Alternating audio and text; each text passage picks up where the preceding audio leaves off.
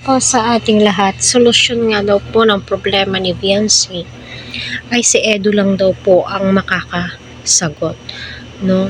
Si Edu lang po yung makasolve sa problema ni Beyonce. So alam niyo naniniwala ako dahil nga po unang-una sa lahat, si Eds din po ang isa sa mga dahilan kung bakit maraming blessings ang dumarating kay Beyonce. Kaya unang-una sa lahat, pasalamatan mo Beyonce, si Edu, si Kalinga Prab, and syempre yung mga sponsor mo na andyan na nagtitiwala sa'yo, and especially ang Panginoon, di ba?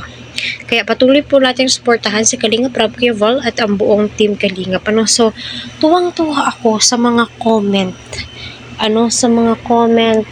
Dahil dyan po nila na-express ang kanilang sarili. Nagbibigay po sila ng mga advices, which is, kung sa PSA naman po talaga, registrar to PSA dito sa amin is 1 month bago mo siya makukuha.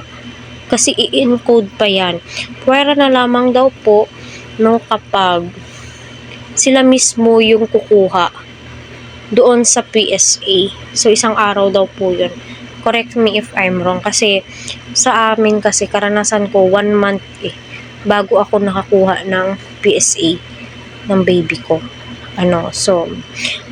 Ayun po mga kalingap, isa lang daw po ang solusyon sa problema ni Beyonce, magpakasal para malinis ang papel ni Beyonce.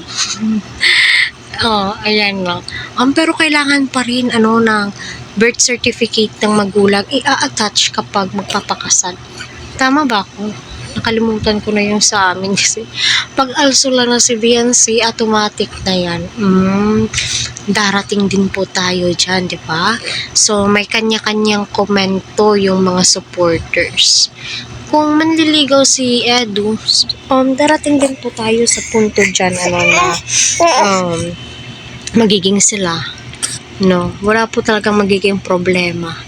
Itong si Beyonce kay Edu, lahat ay maa-attach sa kanya, diba? Like yung ibig sabihin kasi ni Kian, ay yung passport ni Beyonce. Walang magiging problema kapag nagkatuluyan si Beyonce at saka si Els, kasi magiging Alzola na po yung apelyido niya, diba?